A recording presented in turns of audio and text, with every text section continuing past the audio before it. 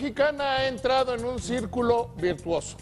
Estamos viendo cómo todos los indicadores, y especialmente los importantes, los que tienen que ver con el bolsillo, con el bienestar de las personas, están marcando récords históricos. Miren, hemos visto cómo aumentó el empleo. Ayer el Instituto Mexicano del Seguro Social informaba que durante junio el número de personas con empleo crecieron a la mayor tasa desde que existe registro, 1997. Hoy vemos que la inflación sigue disminuyendo, que entre junio del año pasado y junio de este año los precios crecieron 2.87%, el menor crecimiento desde que hay registro cuando comenzó a medirse la inflación en 1970. Durante los primeros 6 meses de este año, los precios en términos generales disminuyeron 0.09%. Estamos viviendo una situación verdaderamente buena en materia de inflación. La inflación es fundamental, es importantísima, porque tiene que ver con el deterioro del salario, con el deterioro del poder adquisitivo. Y vamos sumándole al elemento de que se recupere el empleo. Durante este año ha aumentado el empleo 4.4% y ahora tenemos la inflación más baja desde 1970, por lo menos. Quiere decir que más gente tiene trabajo y que más gente está preservando el poder adquisitivo de su salario. Durante el primer semestre del año, el nivel general de precios disminuyó 0.09% con respecto a la inflación anualizada al cierre de junio, que se ubicó en 2.87%, el menor nivel desde 1970, cuando comenzó a medirse el índice de precios. En mayo, la inflación había marcado un mínimo en tasa anual con 2.88%. Gran parte de la baja inflacionaria se explica por la baja en los precios de la energía y del sector de las telecomunicaciones. Entonces sumamos aumento en el empleo superior al crecimiento de la economía, baja en inflación, consecuentemente crecen las ventas. Quiere decir que la gente tiene más dinero para comprar. La ANTAD hoy informó datos que también son verdaderamente relevantes. A tiendas iguales, es decir, al mismo número de establecimientos, durante los últimos 12 meses, entre junio y junio, crecieron 5%. Tan solo durante este mes lo hicieron, en este semestre, lo hicieron en 5.5%. ¿Qué significa esto? En el caso anual es el mayor incremento desde 2012. En el caso de las ventas semestrales es el máximo crecimiento desde 2006, cuando la economía crecía de una manera verdaderamente importante. Vemos cómo, por ejemplo, las tiendas de autoservicio crecen más, con una tasa ligeramente superior al 14%, y se mantiene en todos los sectores un importante dinamismo en la economía. Si vemos mayor empleo, menor inflación y crecimiento en las ventas, vemos activación del mercado interno, vemos cómo la economía doméstica empieza a generar empleos. Si la tienda vende más, el fabricante fabrica más y necesita contratar más empleos. Y si eso no es positivo, entonces díganme, ¿qué lo es? La Asociación Nacional de Tiendas de Autoservicio y Departamentales informó que a junio sus ventas a tiendas comparables crecieron 5% a tasa anual, lo que significa el mayor crecimiento anual desde 2012 y 5.5% en el primer semestre, el mayor avance desde 2006. Las ventas totales de ese sector aumentaron en 8.7%.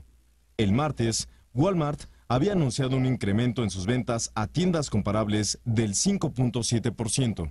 El presidente de la República hoy tuvo un evento largo e interesante con el Consejo Mexicano de Negocios. No que sea el Consejo Mexicano de Hombres de Negocios, pero ya por esas cuestiones de género le cambiaron de nombre, que ellos por su lado se comprometieron inversiones que ya están o que van en camino por 33,000 millones de dólares.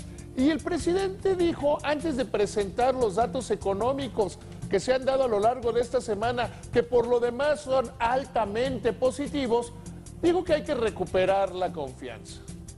Finalmente no se estaba refiriendo a ese público o no se estaba refiriendo a quienes tenemos un conocimiento cierto de lo que está pasando en materia económica. Se refería a aquellos que por las redes sociales, por la obsesión política, por la desinformación, están convencidos de que la economía está parada, que nos llevaron al despeñadero, que tenemos grandes riesgos por Grecia, el tipo de cambio, la normalización de la política económica de los Estados Unidos o por lo que sea, o por la tóxica reforma fiscal. Hoy lo que estamos viendo son cuestiones muy positivas en la economía que nos deben servir como un llamado para dos cosas. La primera de ellas, mantener esto que ahora la palabra de moda es austeridad, que yo le llamo medidas económicas correctas, y entender que es de todos, no del gobierno, hablar de lo mucho bueno que hemos logrado en materia económica. Antes de hacer un recuento de los datos favorables de la economía mexicana, el presidente de la República señaló que la confianza depende de todos, no solo de las acciones del gobierno. Enrique Peña Nieto destacó ante el Consejo Mexicano de Negocios que la tarea de mantener el ritmo y la confianza de negocios depende de todos. Destacó que su gobierno ha trabajado con seriedad, objetividad y responsabilidad, alejado de estridencias. El cinismo y el descaro de OHL Internacional y de OHL México parece no tener límite, parece no tener fin. Siguen tratando con esa absurda campaña de medios de comunicación de hacer creer que ellos son víctimas de espionaje, que ellos son inocentes, que ellos son los buenos de esta película. Sin embargo, escuchamos audios que son verdaderamente terribles. Uno que incluso ya hizo que saliera el secretario de Comunicaciones del Estado de México. Y otro que es verdaderamente aterrador. Un funcionario viendo cómo le hace para darle migajas, ni siquiera sería un soborno, migajas, pagándole la estancia en un hotel y los gastos relacionados al secretario de Comunicaciones y Transportes, que ya lo desmintió, que ya dejó claro que simple y sencillamente eso no pasó, eso que dicen los de OHL no pasó, y que tampoco les dio información confidencial. Lo que estamos viendo en este caso no es un pleito industrial, no es un pleito de negocios, no es un pleito de espionaje. Estamos viendo cómo una empresa asquerosamente corrupta se va desplomando, cómo sus publirrelacionistas, empresas de pésima reputación, tratan de tapar el sol con un dedo. Luego de darse a conocer un nuevo audio en el que un funcionario de OHL México habría intentado sobornar al secretario de Comunicaciones y Transportes, la empresa reiteró que se trata de grabaciones editadas que forman parte de una conspiración de negocios. La SCT reiteró que se debe esperar a que la Secretaría de la Función Pública termine las investigaciones para determinar si la empresa violó o no la ley. La empresa sigue confiando en las auditorías que ellos pagan. El Fondo Monetario Internacional recortó estimaciones de todo el mundo. Hoy el Fondo Monetario Internacional dijo que ellos creen que el mundo, todos los países que lo conforman, crecerán menos este año y el próximo. Algunos, a los que simple y sencillamente no les gusta, no les parece cool, chic o como le quieran llamar lo que está pasando en la economía mexicana, prefieren quedarse con: el Fondo Monetario recorta la estimación del crecimiento para México desde el 3% al 2.4%. Sí, pero eso es lo mismo con todo el mundo. Entonces, además, tendrían que por lo menos leer la explicación que da el FMI, en la cual dice: creemos que México va a crecer menos por los malos resultados que ha tenido la economía de Estados Unidos en el primer semestre, así como una menor actividad económica en todo el mundo.